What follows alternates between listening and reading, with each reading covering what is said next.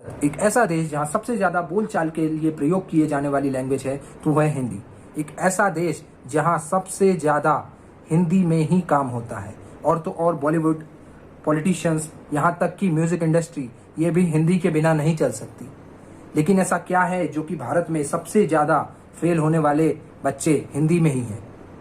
और तो और सबसे ज्यादा हैरानी की बात यह है कि ये फेल होने वाले बच्चे सबसे ज्यादा हिंदी बेल्ट रीजन में हैं।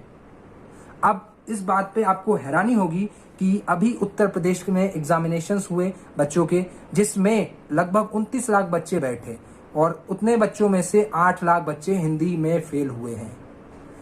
उत्तर प्रदेश वही प्रदेश है जहां खड़ी बोली सबसे ज्यादा प्रचलित है और यहाँ देश को उत्तर प्रदेश ने बहुत सारे हिंदी भाषा के कवि और एक हिसाब से कहा जाए लेजेंड्स दिए हैं।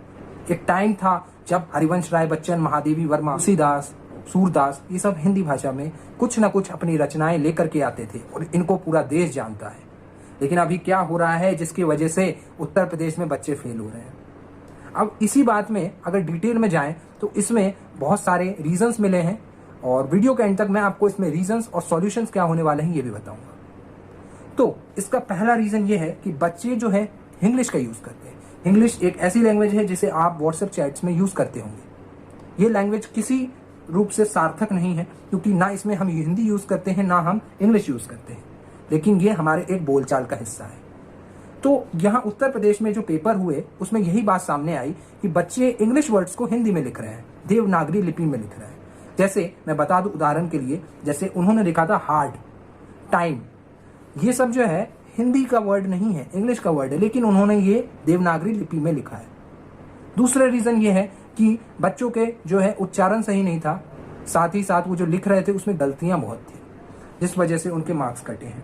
तीसरा रीजन ये है कि कहीं ना कहीं बच्चों की शिक्षा प्रणाली, ये शिक्षा व्यवस्था ऐसी है जहां बच्चे हिंदी में अपनी रुचि जो है नहीं दिखा रहे हैं। साथ ही साथ उनके दिमाग में ये बैठ गया है कि हिंदी एक ऐसी लैंग्वेज है जिसका हमें कोई यूज नहीं है, ये सिर्फ हमें पढ़ के निकालना है इसे और हमें पास हो जाना है। तो उनकी यही दिक्कत की वजह से जो है हिंदी को वो डेवलप नहीं कर पा रहे हैं और वो इंटरेस्ट नहीं दिखा रहे।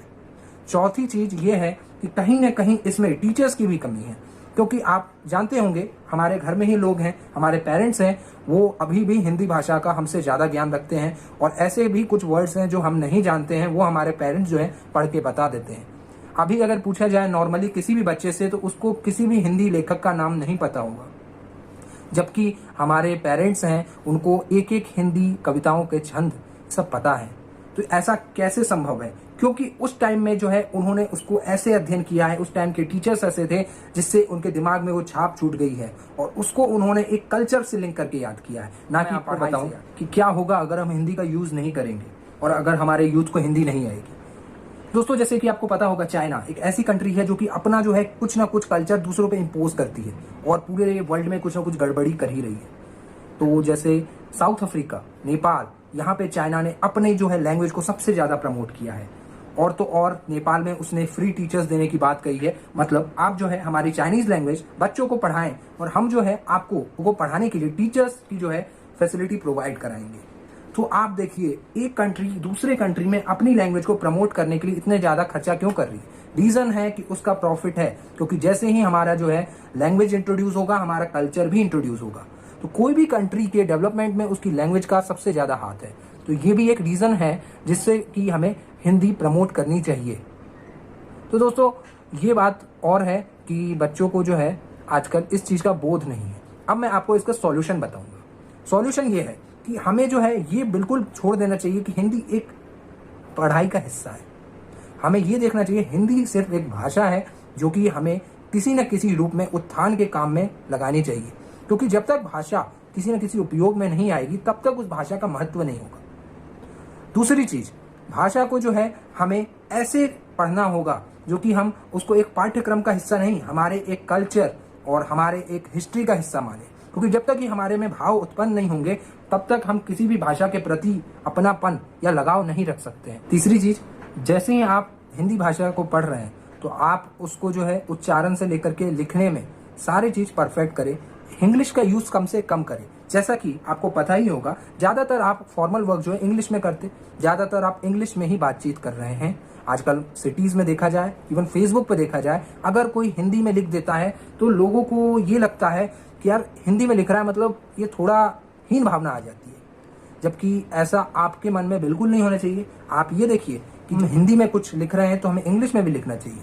तो इस चीज़ में बिल्कुल पार्टिसिपेट करिए और डेली हिंदी का एक ना एक कुछ आर्टिकल पढ़िए, जिससे कि है हमारा सेल्फ डेवलपमेंट हो पाए और हम हिंदी में कुछ पढ़ पाए। देखा ये भी जाता है कि कभी कभी कुछ नोटिफिकेशंस निकलती है जो कि बच्चे पढ़ नहीं पाते हैं और वो किसी न किसी ढूंढते हैं कि आप बताओ अब इसमें क्या है।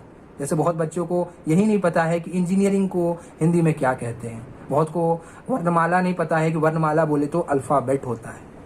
इसका यही एक कारण है। अगर हम ये सब चीज़ें करें तो हम हमारी भाषा, जिसमें इतने बच्चे फेल हुए हैं, उसको हम टॉप पे ले जा सकते हैं और कहीं ना कहीं हमारा देश भी इससे तरक्की करेगा। हमें हमारी भाषा को हमारे देश के गौरव से जोड़ के देखना चाहिए और हिंदी भाषा को जितना हो सके उतना प्रमोट कीजिए। और ये जो वीडियो को देख रहे हैं, अगर आपको ये बात थोड़ी भी सार्थक लगी हो तो आप वीडियो को लाइक करिए और चैनल को सब्सक्राइब कीजिए। धन्यवाद।